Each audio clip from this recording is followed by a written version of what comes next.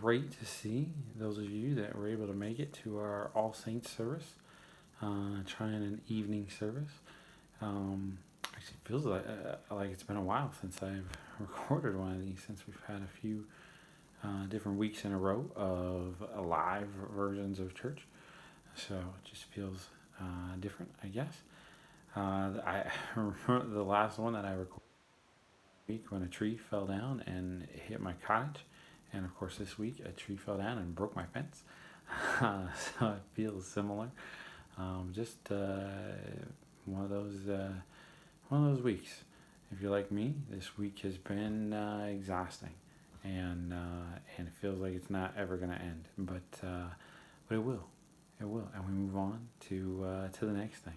And I think that's what's really important to think about. What I've been trying to share with some of the people around me who I know have been stressing over things and dealing with new anxieties and other. Tomorrow is going to come,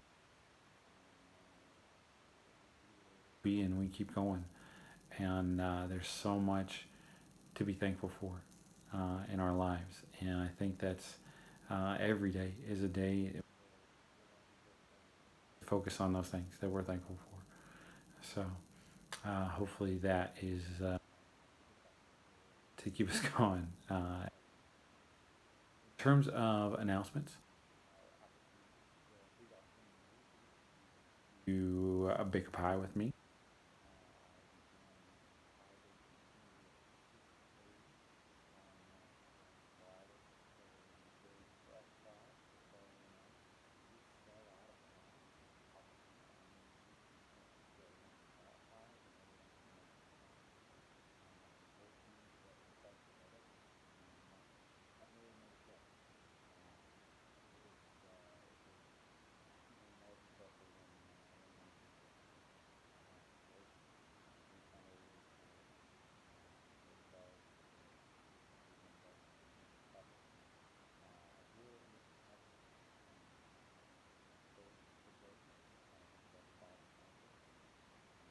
And on Cheryl and Brad and their whole family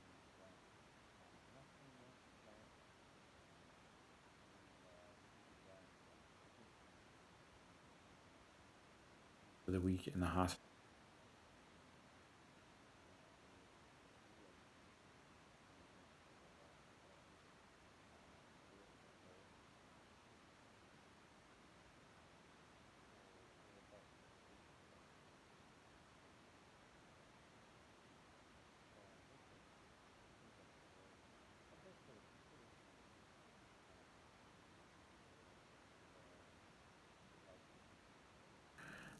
All of that.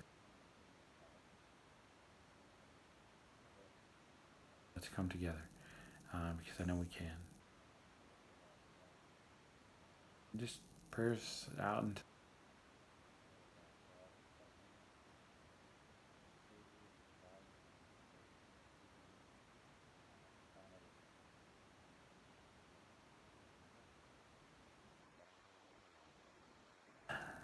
hum.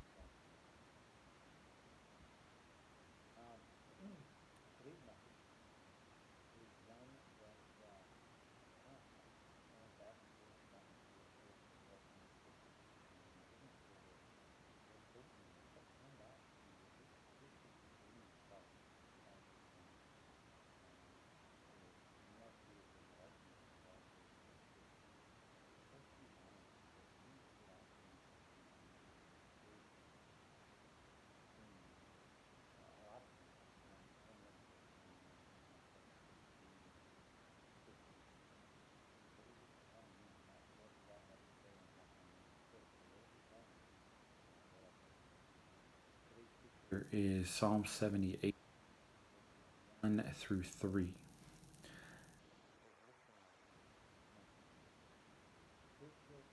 Towards the words of my mouth. I will open my mouth.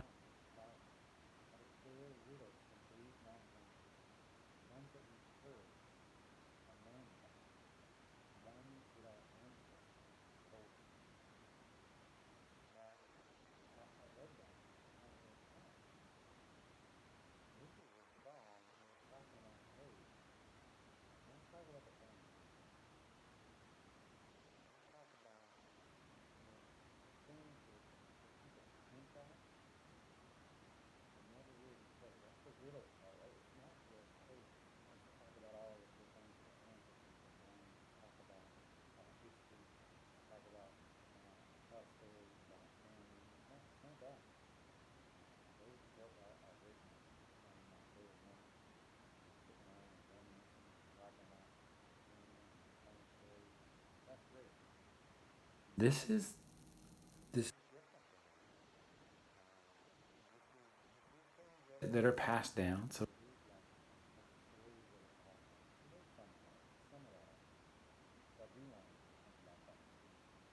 first, think about those stories.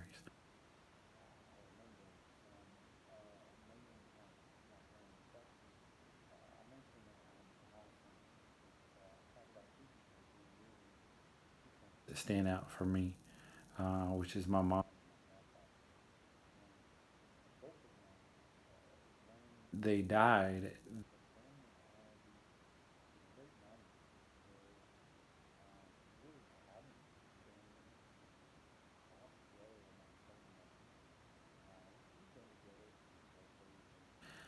Parts of Christmases and a couple Thanksgivings, but it hadn't felt the way that it used to.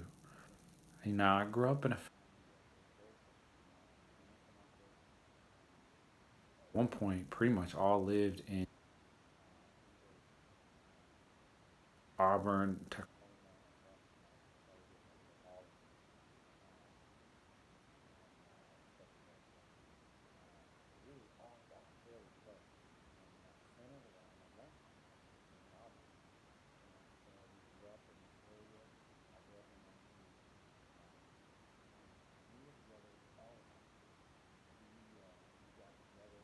celebrated everything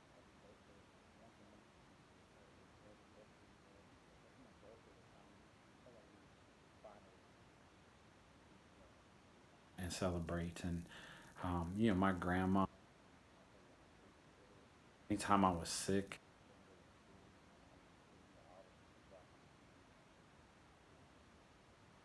I spent the day there, and so we were a close family. And as we grew up, we all went in different.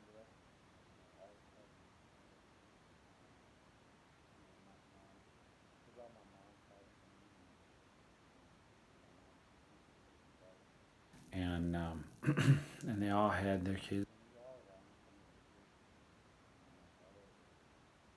I was the oldest of the group that really spent time together. There's two older than him that were there part of the time, um, and then there was just it was a close group of cousins, and and so but we all went off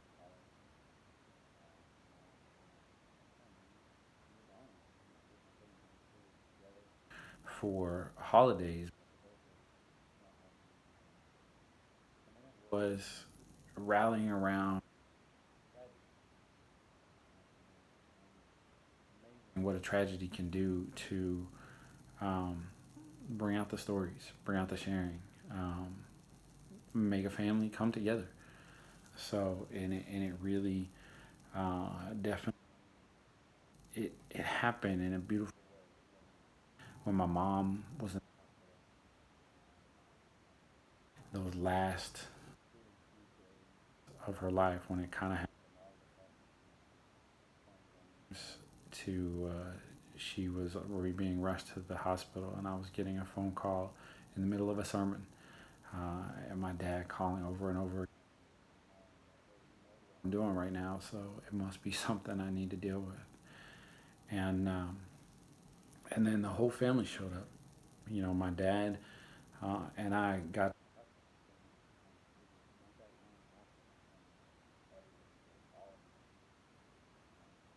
was all my cousins showed up. My brother flew in, and we were all there, and we just shared. We we sat together. We spent time.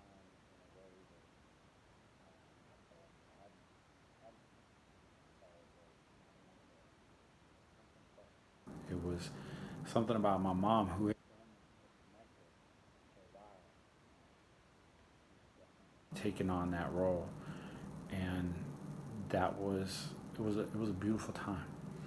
And even right after she died, and we all went and we ate at Red Robin, which has sort of become a tradition for the anniversary of her death, and we told stories, you know, and it wasn't just stories about my mom. It was really stories. It was so much of the family stories, and really over the next couple of weeks after that, on numerous occasions, just gathering around, preparing for memorial services and celebrations of life, and spending really good time together and telling stories, and it was beautiful, and I thought of that. I definitely went there first, and then again, it was just a few years after that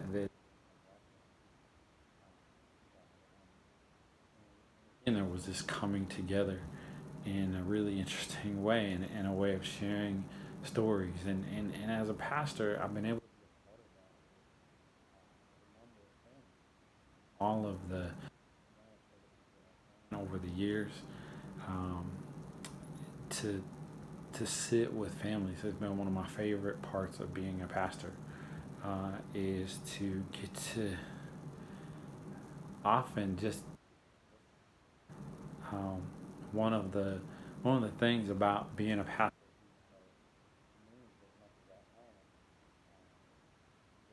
that generally I think many of you know that before I came here, my because I would go for a specific purpose and lead through something, and it was something more of an interim, and that was my role. Important, and it needed to happen, but um,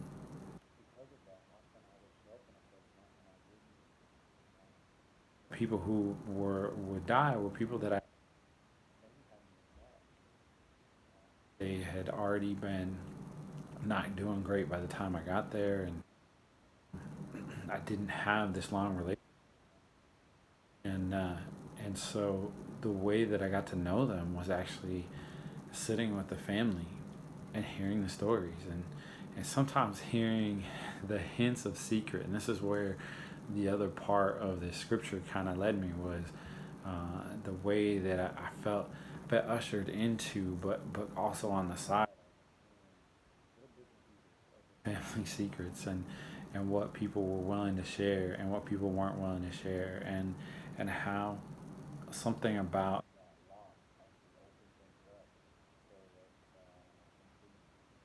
had to be a secret, or the inhibitions were less. The sharing wasn't so much a riddle anymore. It was, now let's just speak plainly finally. And I think that's a gift. The gift is when we are able to open up, and not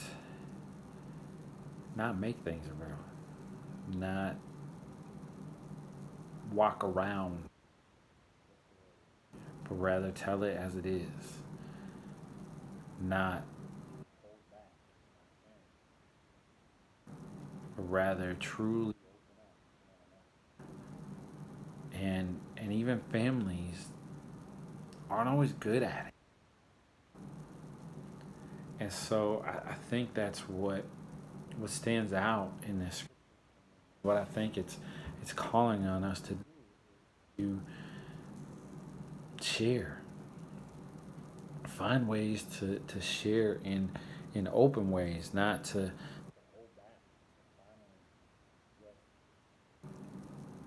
speak out, tell it like it is.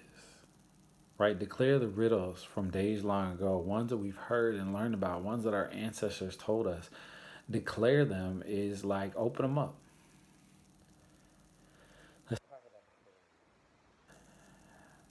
Maybe as we share, we fill in the details with one another. And I wonder if this call to why we worship and share the parts of our, as we each share our own memories, our own tales that have been told down to us, passed down to us. And maybe in that sharing, there's something that opens up, much more chance to realize, to know a little bit more, to discover a little more deeply because we do it in community. Because instead of just having our part, we hear others' parts of the story.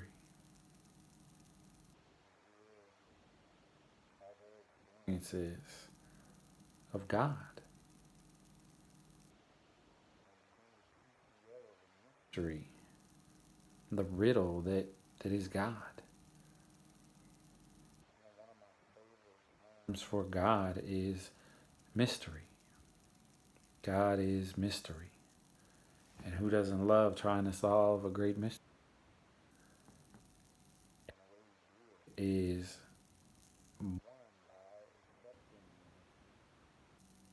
being with the things that we might not know. And another is we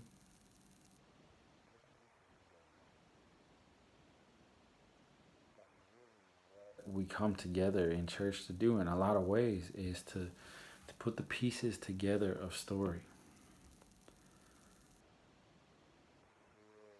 One another's experiences of God, of faith, that each of us have learned, and to sort of pass those down, pass those around, and share them in a way that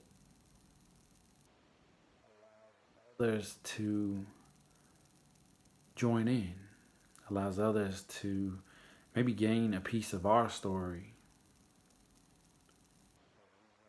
of theirs, and then together our puzzle becomes a little clearer,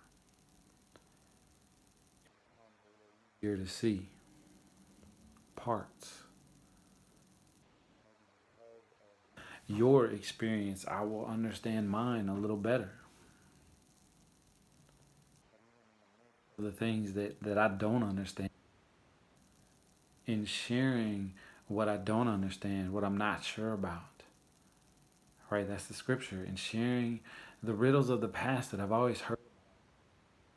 Maybe it's even my past. The experiences that I've had that I don't.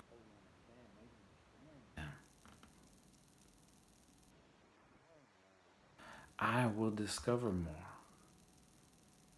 Or maybe in sharing my own riddle,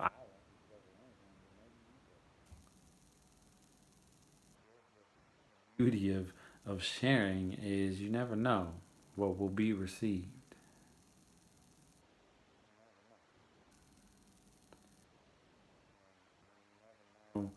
Even in the sharing, how much of it will truly be received by you.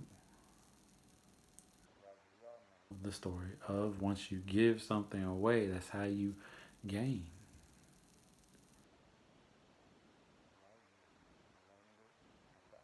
I'm thinking of the magic penny. You lend it, spend it, and you'll have so many. It'll roll all over the floor. You hold it tight.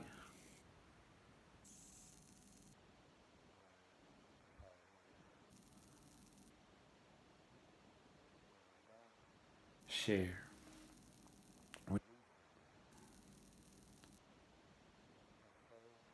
As I read this scripture over and over again, and I thought about this message again, I realized that one of the I want to make sure we do during the Advent time, which is coming right up, uh, is that we find ways you to share, not just me to share. That I want to hear from some of you in community to share where you're at. What are your faith stories over this last year? Um, you felt God, experienced God.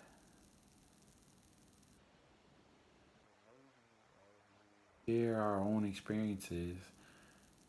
We can all gain from that.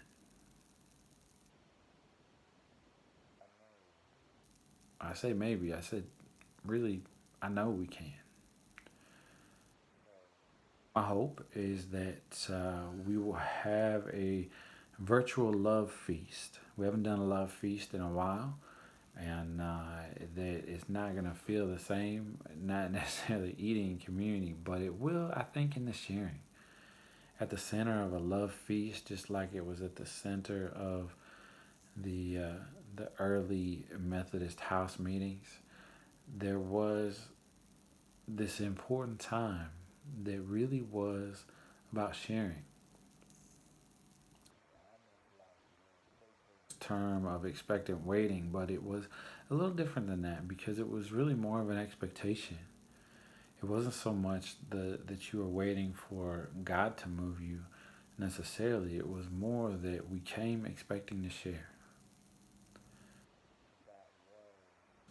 That was early Methodist worship, was coming together expecting that every person would have the opportunity to share. And because you knew that, I think that opened it up to more people sharing. And so I'm giving you this warning ahead of time that I'm hoping that we will find ways to share, especially in the Advent season, that every Sunday in Advent, I want to create ways to share, whether that's posted messages that you can record and share. And I may reach out to some of you asking you to share a little bit of your own story, or on the live Zoom time, people can share whatever's on their mind, whatever they're feeling in a way that it's not like prayer time. It's a hey, this is what I'm going through. This is my thoughts. This is my story. This is what I've experienced. This is where I have seen God is what we're leading to. Because I know that God is here. I know that God is with each and every one of us every day. You can express the ways in which you experience God. It's eyes of others to every day.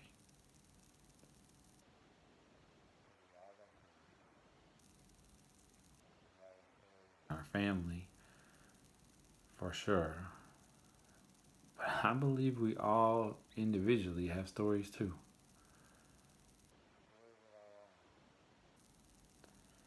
And your story. Fully understand yourself, your riddles, your mystery of us, own stories as well. The sharing time. I look forward to the ways that we share the riddles of our ancestors, the riddles of ourselves,